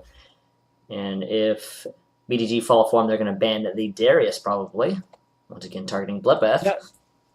Leaving the Lulu open is actually really interesting here because it forces them to decide between banning Darius and banning Lulu. And it will be the Darius choice. So we may very well see a Lulu first pick here for Wilro.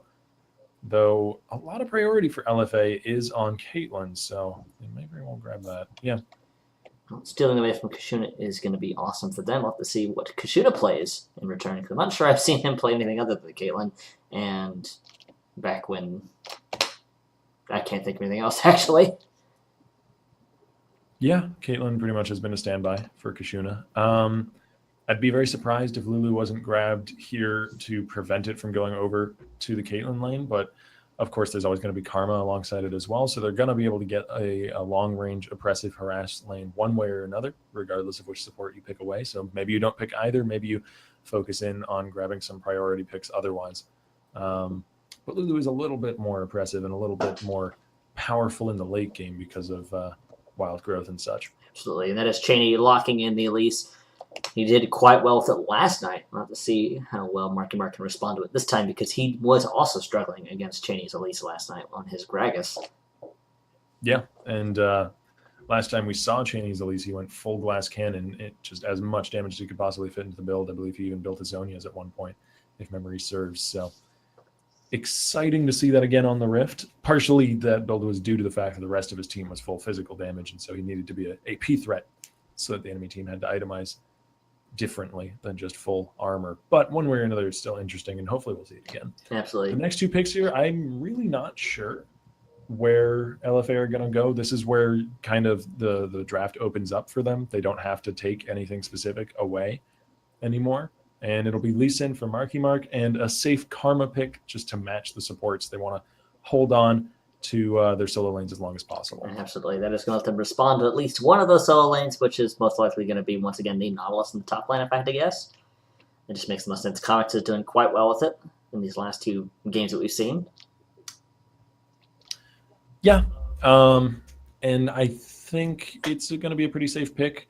Bloodbath's Galio is strong into it for sure, but if they pick that Galio again, then they're going to have something to dive with it, but maybe they already do. I mean, Lee Sin is decently strong and is able to get some good CC layered in with another diving champion, especially because he then has someone to safeguard too, and then maybe kick someone back after that. So again, this is the point in the draft where it kind of opens up for both teams. You know, nobody's picked any solo laners yet. Decisions have to be made. And it'll be the Galio steal, actually, and even more interestingly, a Jinx pick for the bottom lane. It's been a long time since we've seen Jinx here. But it could be a lot of damage output if Kashuna does well with it. And I'm really interested to see what Comics does with Galio, because we've only seen Bloodbath play it.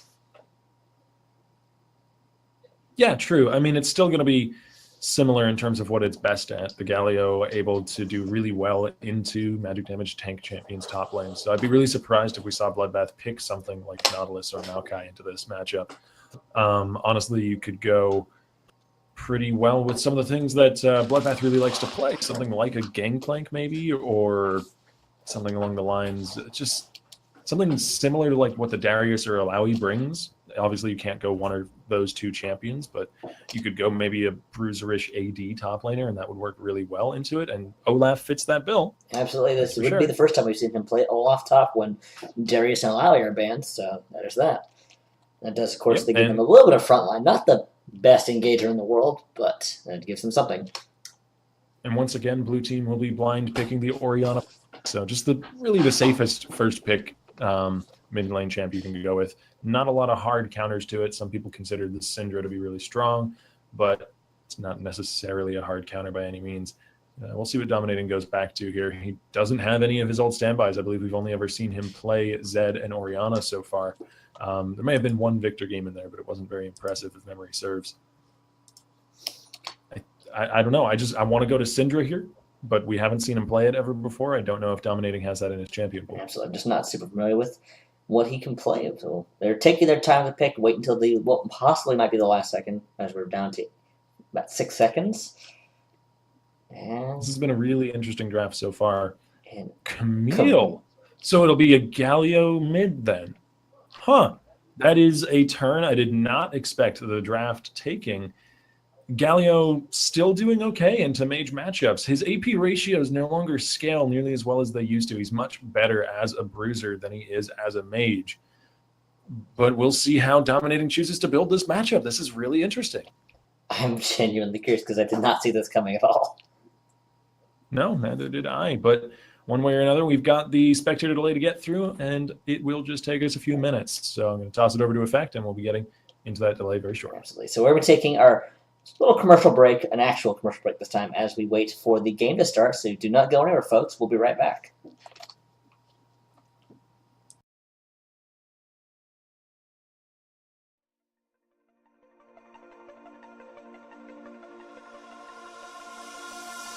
In the stories that we see,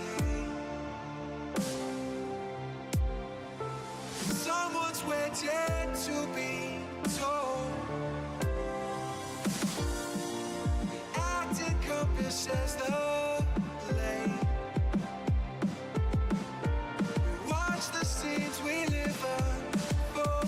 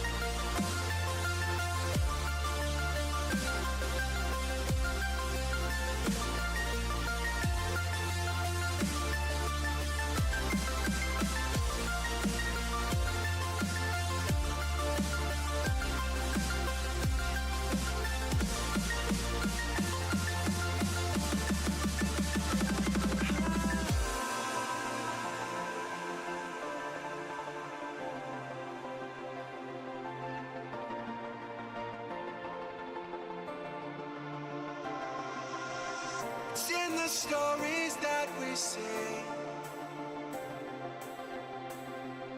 Like someone's waiting to be told. The act encompasses the lane. We watch the scenes we live unfold.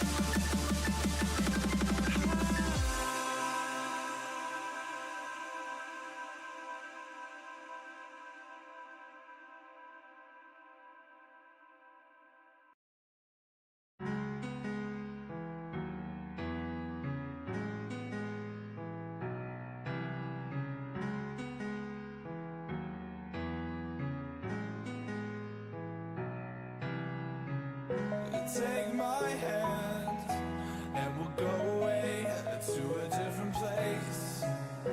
Float on air and we'll hide away. I'll be your escape.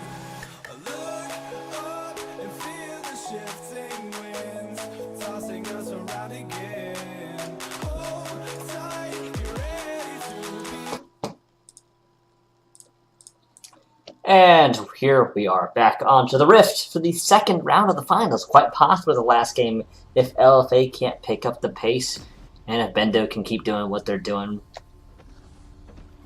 Oh, hold on.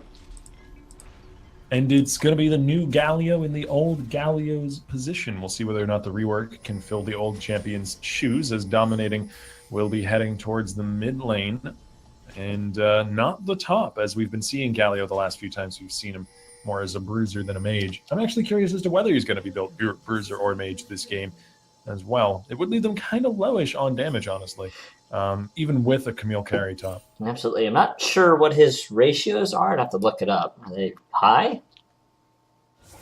Not as high as they used to be, and in a lot of ways, he just favors building tankiness now over building damage because his base values are much better than they used to be. He does that percentage health damage with Winds of War, which is really strong even without anything to back it up. But speaking of backup, there's a 5-man squad invading into the enemy jungle. They're going to get spotted out by a ward drop there, and vision will be traded back and forth between the teams as Olaf and Oriana scout out the enemy red. Absolutely. I guess we're trying to get an idea of where Marky Mark will be starting off. Of course, I think this will be the first time we've seen Marky on the Lee Sin, actually.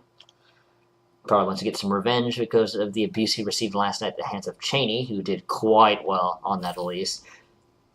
I have no idea how this game's going to play out because I didn't see the mid Galio happening. That's not quite what I read from the champion select up until the last moment. No, for sure, and it's going to be an interesting lane to watch. I've got my eye closely on it. Going to be maybe tough for Dominating, actually, in this lane to avoid getting harassed back by Control, but of course Galio does decently well into magic damage focus matchups to begin with because of the passive on his E, giving him that shield every 12 seconds or so. We're seeing the reversal in the bot lane where Trenwell has the Caitlyn as well, so that is going to give him a decently easy time getting CS. Kashuna's still on an auto attack focused late game scaling AD carry here. And that's the other curious pick, as we've seen Bendovar go for a few of those this game. The Jinx, certainly unexpected, going to be able to scale up and have the same sort of range that a Caitlyn might, but doesn't have nearly as powerful a lane, especially into a Caitlyn matchup. Absolutely. And the Camille into the Olaf. Oh, not quite sure how that lane's going to play, because I don't think I've ever seen a Camille versus Olaf match. The Olaf is very much Bloodbath style, where you can play aggressively and try to bully somebody out of lane. Yeah, and it's less about the champion matchup here, I think, and more about the player matchup, because Bloodbath really is a very highly aggressive laner. We haven't seen as much of it this series as we have in the past. That's a big chunk into Dogger Sales, and Flash Forward from Willrow trying to take advantage of it. Ignite going down, but both skill shots will fly wide to the right. Dogger Salesman will make it out alive without actually having to burn any of his own summoners. So that's both summoners off of the enemy Karma, and Lulu's still holding hers. Absolutely. So that is very fortunate for Willrow. And it's possible to... Oh, dominating... Justice Punch, a decent escape tool as well as an engage, though, and Dominating will make it out alive. And likely head on home back to base. He has gone with Teleport as his summoner spell of choice outside of Flash, and thus will be able to make it back to the lane pretty easily. Good shield by Willrow, negating some of the damage Trent can receive there. And both marksmen staying pretty even in CS. Dominating's weight, they're still pretty strong as well, allowing him to actually keep up farm in this lane, but Tranimal having to burn the heal. Chunk coming through from Zap, and he'll make it up alive. Now, the summoner advantage pretty dang handily in favor of Bendovar's bottom lane, but Donger Salesman is in some real trouble here. There was a trap waiting in the bush! First blood goes to Lee Sin. Meanwhile, top side, Comics chasing Bloodbath back, and there's Cheney with the finish. No Ragnarok available quite yet. Bloodbath unable to break free of the cocoon. Yeah, he used Ghost there too, but just wasn't quite able to get away. He got slowed up, and Cheney with the flash was able to cocoon him. An early dragon. They will look for an early ocean dragon. The best dragon to get during laning phase, very arguably. It'll give them quite a bit of sustain into some of these matchups. Bloodbath may very well need it, as he could get Dova up here. This is highly aggressive, but Comics going incredibly low will make it out from the turret. Repels, so another kill into the Olaf. That is crushing for Bloodbath.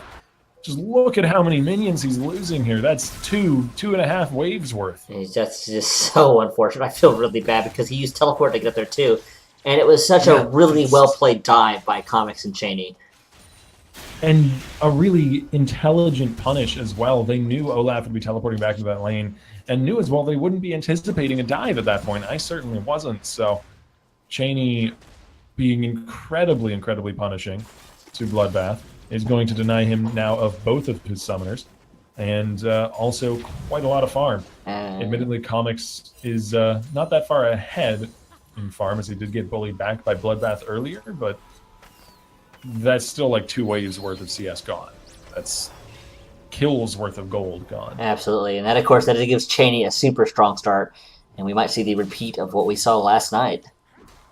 Yeah, indeed, as I wouldn't be surprised if Cheney went for a high damage build this game, given that Dominating will likely be going for a tankier sort of mid laner. Even if he goes like the Rod of Ages into Abyssal setup, which is sort of like a off-tank AP mage, he's still never going to be a bursty threat. And so Cheney going pure magic damage and going high glass cannon could actually work out pretty well for his team and provide a burst threat where there isn't really going to be one otherwise. Absolutely. He has level 6 now, so he does have the Hero's Entrance, so he can use it to go to top and bot. Yeah. One of the advantages that maybe I didn't quite consider about mid lane Gallia. That's a good point. The Hero's Entrance has quite a lot of range on it. He just has to roam down the river or up the river just a little bit, and he can get to these lanes. Similar to just a Fate mid, actually. So he said, oh wow, hello. We've got action bottom side. Cheney repelling in. Nice cocoon. Catching just before the minion wave arrives.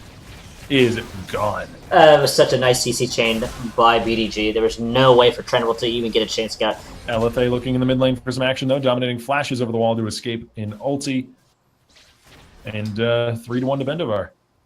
BDG, once again, kind of trying to grab the reins nice and early and not let go even once. Yeah, and they're in great position, not only in this game, but in this series to do just that. They are, of course, one game up. It's only a best-of-3 finals, and if they manage to take this one home, they get themselves the big old prize pool, $40 and $70 worth of Deco gift cards. So not only that, but there's also bragging rights riding on the line here because LFA, I believe LFA won last night, didn't they? No, they lost last night. It was BDG. No, BDG? Oh. Yeah, BDG got the lead nice and early, and they kept it. Well, then they get to at least, keep the feeling of supremacy. They get to remain on top of the food chain. Absolutely. Oh. We're seeing Marky Mark on his way to the top side. Comics does not read the gank. Oh, but he uses it to... Oh, man. A little early on the Sonic Wave. And a flash from Control. I like that respect. Actually burning both summoners to escape that gank. But still, I like the early flash. He could have been in some real trouble there if Cheney had just landed a control. Absolutely. No risks from him. He does not want to die at all. Yeah, this is a 3-0 Elise right now in the first 8 or 9 minutes of the game. That is a very, very dangerous thing to be cocooned by. You can avoid that preemptively. Shoving the bottom lane, going over to LFA, not too terribly surprising. They are the Caitlyn lane. But Jix has been keeping up in farm pretty dang well. And Kashuna and Donga are going to fight this one out a bit. They have the level advantage. Trendwell being forced back pretty hard here. Yeah, there's the level 6 on Kashuna, and that's why they're fighting right now. Trendwell doesn't have the ace in the hole to sort of bite back, but they're not going to be able to catch in onto the fight quite as cleanly as they were hoping. Comics happily Trendwell still has that level disadvantage. They could maybe pick another little battle. Bloodbath getting stunned up and taking a lot of damage, but... Bloodbath will do very well once he gets lower on health, though. Yeah, he gets that sustain from the Olaf passive, and another attempted dive from Cheney is going to be repelling in from the side. It is at least a trade 1-for-1, but Comics drastically overestimated his ability to take that fight. Dominating taking a fight in the mid lane as well. He's going to get chased away. Control just needs one more Clockwork passive auto, but he doesn't get it. Marky Mark coming into the bottom lane. We've got action all over the map. Dive under the turret. There's the flash back, but the kick goes in the wrong direction, and Donger makes it out easily. Not quite as clean an insec as Marky was hoping for. Absolutely. Shuna will land some harassment on the way out. Don't think we'll see the rocket here, but was looking to get some more damage down. The end of that fight was really exemplary, though, of Kashuna's ability to play around the edges of these little skirmishes. In last game and this one so far, he's been really, really good at keeping perfect distance away from the threats of the enemy team while always putting out damage, which really is the heart of being an AD carry. You're this high damage, highly volatile carry that also, however, has to keep sort of babysitting a very, very squishy health bar. So you want to be very wary of enemy threats and also be weaving in auto attacks whenever possible, playing to the knife's edge. Absolutely. And Cheney's still this huge threat. Possibly, he's still on the top side, so he could go for Bloodbath again. Bloodbath has just been getting abused up here. Yeah, though, honestly, able to trade back that kill earlier shows he's still got some gumption left, and he's kept a farm lead, so even if it looks bad for Bloodbath, just looking at the KD ace, he's not actually done that terribly, but he's going to be in for another tango here. This is a jungler coming around from the side. Comics getting bursted dangerously low. Bloodbath going to turn and try and sustain off Cheney now. He's actually dropped in incredibly low. That is exactly what I was talking about. Do not count this guy out. We've got ultis traded now in the bottom lane as Dogger Salesman has to pop Wild Growth, and Kashuna backs away. Cheney not quite expecting that level of just crazy burst out of the Olaf. We see them dominating on the bottom side now, though. He teleported in behind. The taunt lands onto Tranimal. They may yet be able to chase this kill down. Burst damage coming through, but the rocket doesn't land. Tranimal makes the distance. I don't think Dominating can chase this one under the turret. Winds of War won't be enough, and he has to back away. Unfortunate whiff on the ulti from Kashuna. And Tranimal also... If only you had a Jinx rocket. Look at that juicy blinking low health bar. You don't got a Jinx rocket anymore. You only get one of those. Yeah, this maybe might be first brick. Oh, maybe not. Well, I mean, Comics from behind. There's the Camille ulti locking Control up, and Marky Mark over the wall. Desperately escaped from the corpse of his fallen friend. Surprise Camille from the side. Yeah, Hextech Ultimatum incredibly powerful tool. Not really much you can do about it if Camille catches you off guard, and one of the reasons why you often see her banned out. She is so very cut and dried in terms of that engage. Marky Mark now topside. Cheney has been up here quite often, and maybe one time too often, as he's become a little bit easy to predict, but Cheney backing away after the kick is going to make some good distance. Comics now, however, is the one caught between a rock and a hard place, but a good sidestep on the Lee Sin Q means he makes it to safety. Undertow was also sidestepped. They kind of field golded both of those. I like Marky Mark's decision to hang out topside, though, as Cheney has definitely put a lot of emphasis on this lane. But it's emphasis that's not really paid off. I mean, Comics hasn't gotten a single one of these kills so far, so this Camille still is not really snowballing. Absolutely. And Bloodbath is just fine. He's got an almost 10 CS lead and 2 kills. He's doing okay. Marky Mark, though, not doing nearly as okay. Killing spree over to Cheney. Cheney's really the one that's profited out of it. Absolutely. Cheney now 7-1. Very terrifying. As Bloodbath is not going to be quite as easy to dive as he was before. They realized this quickly, thankfully, though, and Comics and Cheney back away.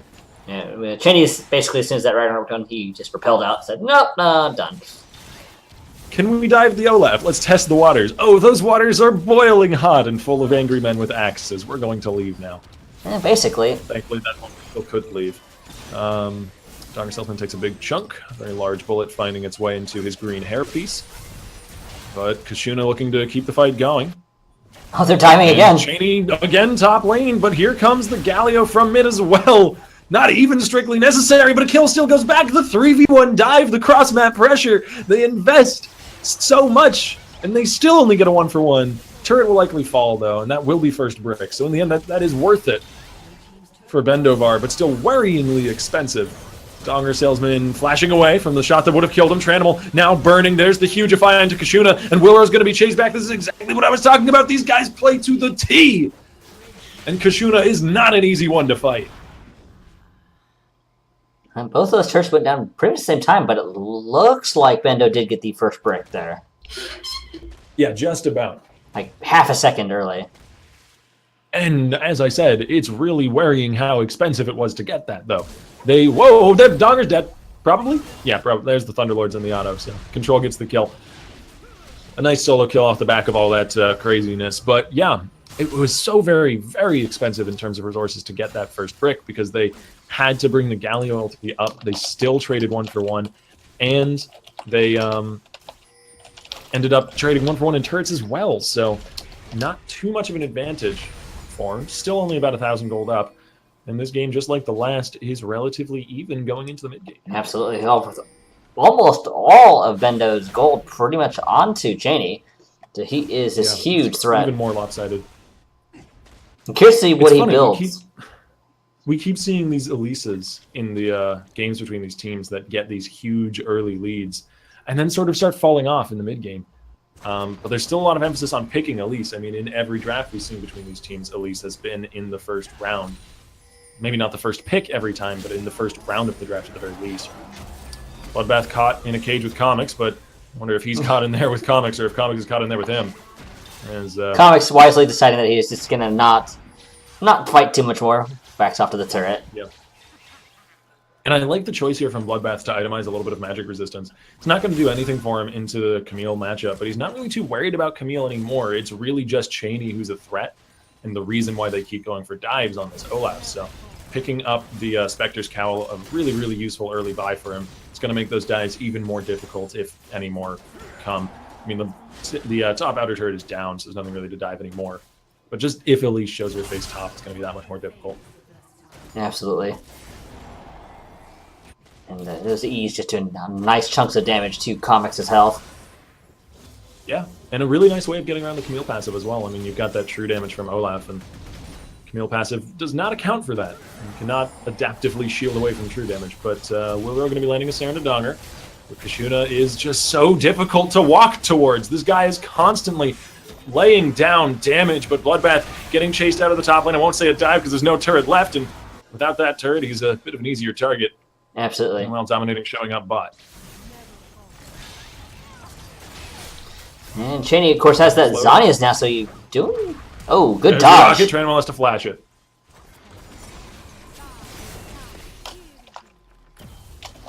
This hole will be easily blocked away, and the Bendovar continue to play aggressively here. I like it, for sure. I would not count LFA out of this game just yet, especially considering that Control really has not had any room to shine yet. And this guy's a solid Orianna player from what I've seen of him. There's the Shockwave into dominating. The Ignite comes down. He has to fly back. He'll be okay, though, in the end. Absolutely. He's able to get out with just the flash. Meanwhile, Lee Sin stealing away a blue buff. Will be matched on the top side by the Rift Herald going down, though. Can they get this turret? Does not look like it just yet, though we might see a dive. Yeah, dominating is very, very low, and they've got a good flank here. Wilro going to be taking up the turret for his team, but that is a really early tank from the Karma. Goes down to Kashuna before the action really even begins. A taunt onto Marky Mark, and they don't manage to bring down either of these low health members. Finally, Control claims 1 kill, but Comics from behind takes out the AD carry, and Orianna is left all alone. Flash into the stun from Comics. Control goes down. That is disastrous for LFA. That is a very unfortunate set of circumstances. At least. Well, more than that, I mean, it was a poorly executed dive in the end. Wilro should not have been the one to start tanking that turret up. Somebody tankier, just with more mobility to get out of there more quickly, probably should have had that responsibility. Somebody maybe like Marky Mark's Lee Sin. Absolutely. So that was a very unfortunate decision. That might be the nail in the coffin here. Possibly. I mean, we're still early days yet in this game, and LFA are going to get a turret back up here most likely. Maybe not, actually. Bloodbath's getting flanked on pretty quickly. He's going to bring the turret down, but I think he trades his life for it. Yeah, he goes down. Absolutely. We see Comics is now has some golden built. He has the 24, so he has the TMS, so he's doing a significantly larger amount of damage. And yeah, and I mean, Cheney's gone for that glass cannon build. He's got the Zonias that we were talking about last game, so he's a huge threat at the moment. And he's bottom Medjai's, just straight out. No Dark Seal. Oh, okay, sure. Looking to really snowball this game, and I can understand that. A lot of the responsibility of snowballing this game is going to be on this player. Cheney has almost all of the kills for his team, half of them on this Elise. Earlier, it was almost all. At this point, he's got about 50%, and that's honestly quite a responsibility for a champion like Elise, who does start to fall off towards the mid-game. So there are some worries still left, still percolating here for the side of Bendovar Gaming, but they're becoming less and less significant. Absolutely. LFA needs to find some kind of miracle to recover this game, but it's looking pretty grim for them. Maybe a meteor? Maybe a meteor, or multiple meteors. Maybe. 5 of them specifically. Oh, man. It's a shove in the mid lane, though, here from the side of Bendovar Gaming as they go for another pick top lane. This is a pretty familiar story at this point, and Bloodbath has got to be getting a little bit tired of it. I would be. But he goes down again, this time to Camille, and I commended him for his resiliency in lane, but it does not seem like he had enough of it. And not much of a fault to him. It's kind of difficult to be resilient when the enemy jungler is up there maybe 8 or 9 times by the 20-minute mark. I'd say almost all of his deaths are basically because Cheney went his way top lane. I can't think of one that wasn't. 8 times. More than that, actually, because he's managed to avoid a few of the ganks. So somewhere between 8 and 10 times we've seen this Elise top side, and that is pretty egregious. Flash forward from Wilro. The snare will be flashed away from him, though, as Comics highly mobile on the Camille will be almost impossible to chase down. Good attempt from LFA, but they're just going to trade some summoner. Absolutely. And despite the Romo top, LFA just can't seem to get what they need. There's going to be another turret going to them. Yeah, Jinx left alone with the turret is a recipe for a very dead turret, so outer turret will fall, and Bendovar playing some pretty clean League of Legends. That was an interesting interaction. That's not quite what I expected. Yeah, it's just a matter of when the animations were started. Comics managing to do the hook shot right as he was about to get pulled back, dominating, leaping in, but we're seeing the same error that we saw so often from Bloodbath last game. Doesn't have much of a team to follow up. Still, though, tanky enough to back out. Now Kashuna, speaking of backing out, is peeling away from Bloodbath. But the push continued, and a little bit more damage landed on this mid-secondary. And Cheney taking a big chunk of damage from control there, but that's kind of expected with that build where he has very limited magic resistance. Yeah, and speaking of builds, I would just like to check back in with our curious pick of the night, the Galio mid lane. Dominating has opted for a Rod of Ages, which is a very, very understandable pick for sure. It's really solid, synergizes beautifully with Galio's kit, and is going to allow him to have that tankiness he'll need. But now also, as I mentioned this build, as I bring our attention to it and commend it, he also went with the Magi's, so I'm a little confused about that choice. They're snowballing. I don't think they're snowballing that hard. In particular, I don't think dominating is snowballing that hard. One way or another, though, we've got action bottom lane. A few more big crit rockets will land onto Tranimal. And there's the biggest crit rocket of them all. Wilro goes down. Zap to pick up the kill. Very unfortunate for Wilro. Hello. Comics over the wall. Tranimal burns the heal, but he cannot escape Lady Justice. Hextech Ultimatum keeps him in place. Comics gets kicked backwards by Marky Mark and is happy for it, I imagine. Gets him out of turret range. Kashuna now leaping forward with the flash. There goes the Lee Sin. Good ulti from over the wall, and will be one snagged back for LFA by Control, but it's going to be a small consolation prize. As now Cheney flanking from the back means this Orianna is likely dead meat. Absolutely. There is the ace at 23 minutes. Another turret as well, so... Technically not an ace. Wilro respawn. But yes, basically an ace at 23. I'm going to count it either way. And this is likely going to be another dead turret. Oh yeah, they've got pushing power galore, even without the Jinx. They've got this Trinity Force Camille, so the turret goes down in a matter of moments. And they're going to peel back, presumably go for this dragon, though. It looks like Dominator is actually playing aggressively here, and Comics is looking for another pick. I feel like they should be taking dragon right now. That would be the wide choice, but I think we're seeing some bloodlust from Bendo here, and they really... Yeah. Not something we're unfamiliar with from them. They certainly have that in spades. And Dominating's choice. 10 stacks. Dominating's choice of going with the Magi's pays off. 10 stacks now. Oh my. So the lead is slowly stretching out. We are now at an 8k gold lead. Yeah, I mean, that fight in particular was just disastrous. Look at the amount that was lost off the back of it. Multiple kills, a lot of them going to carries in the form of the Jinx and the Galio. So spreading that gold out away from just the elites is a really big deal, actually. And then 2 turrets and a dragon off the back of it. That is really the tipping point for this game. Doesn't mean it can't tip back, but it's going to take an even bigger impetus to throw it back over to LFA, something maybe like a botched Baron attempt, which we've seen from Bendevar in the past. We have seen that. So it's a potentiality, but it's unlikely in my opinion. Absolutely. And they do have the Orianna, so that is potential for a reversal in the team fight with a really solid shockwave. Yeah. While they dance around this, though, you've got to keep an eye on the bottom lane. Comics is shoving that up and will very quickly take turrets down. As I mentioned earlier, he's got that Trinity Force, but woo, Cheney takes a chunk. He's okay. He's still got Zonius if he needs to. And there's a turret being taken. Camille is doing some work. There it goes. That did not last long at all. No, not by any means. Like, Trinity Force Camille destroys structures because that secondary hit from Precision Protocol actually applies to turrets. But wow, Control has so much damage and there's no respect from Kashir. Usually this guy is very good at determining enemies' threats, but not quite giving enough respect to the Orianna. Absolutely. He does have the quite a high damage build, so... Ooh. That was highly aggressive from Dominating. He's going to pay for that with a flash. Winds of War comes down. Control has to back away. Comics now is going to get flanked on. There's basically an entire enemy team coming away.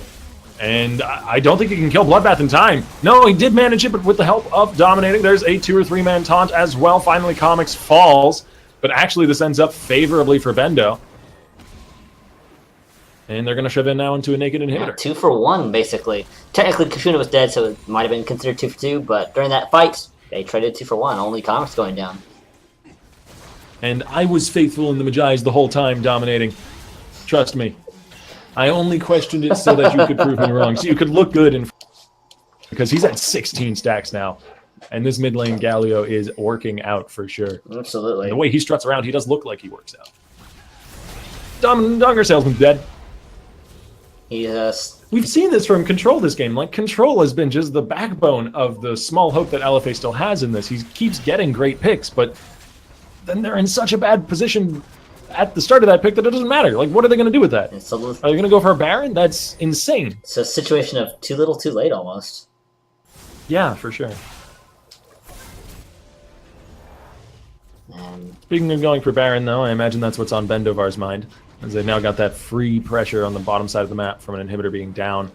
Pretty much the best thing you could possibly have for attempting a Baron. Absolutely. See, Comics actually using his teleport to get to the river. curious.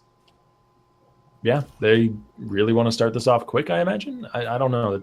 The teleport may have been a little bit hastily used, but yeah, they're going to start it immediately.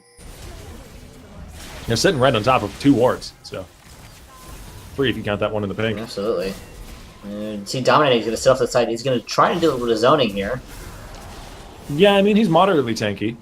But Baron goes down as he does zone, so job's certainly well done. Bloodbath trying to dive to the backlines to deal with Kashuna, but there is no way that he manages to finish that kill off.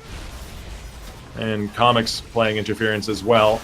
Marky Mark caught in the X-Deck ultimatum. There's the healing coming through, not only from the Maw of Malmortius, but also from Steric's Gage. Cheney is legendary as well. It's a double kill to the... And these are the last moments, I imagine, of this best of 3. Bendovar Gaming are in fine fighting form. So yeah, Baron and 3 kills. That just further extends their lead to 11k, almost 12k. Yeah, super minions shelling up the bottom lane. They've got Baron buffed minions now rushing down mid. And they've really just got to put the finalities to this. Though to be fair, we are still only 28 minutes in. Death timers are pretty short. They may not yet be able to close the game out on this push.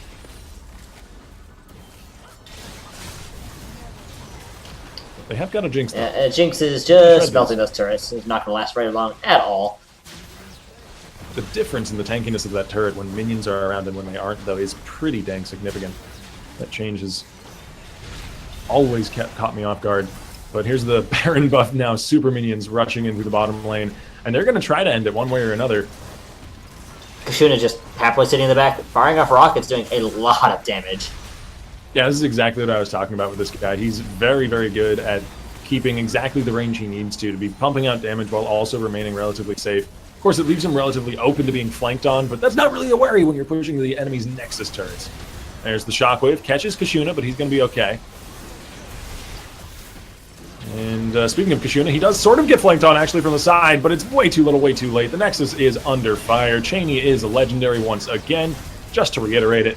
And LFA are going to be going home 0-2 back, and the prizes will be going to Bendovar Gaming tonight. A valiant effort for life for Ire, but that is going to be BDG taking first place in our March buy-in tournament. So, and congratulations to them, and well played to both teams, really. Absolutely. So on that note, we are going to be pretty much signing off tonight. Only the 2 teams signed up. And I guess I'll just give a quick shout out to our sponsors, which is, of course, Battlefy, which is the website we use to run our tournaments. But then there is, of course, you've seen the ads that we played during the spectator delay, which was Deco, which is the gift cards that, of course, that is going to be going to BDG, $75 worth of gift cards to them. And then it's also, we have Vibby, which is the website we use to create our highlight reels. And then last, but most certainly not least, is the LOL History app, which is the website. Sorry, it's not a website. It's a phone application on Android and iPhone. So you basically can be someone in real life. Say, hey, I play League. You can look each other up and decide if you want to be friends or not that way. And on that note, that is going to be it, folks. We will talk to you guys a little later. Hopefully we can see some of you guys next week, especially. I'd love to see BDG and LifeIR make a return. And that's going to be it. Good night, folks. Have a good night, everybody.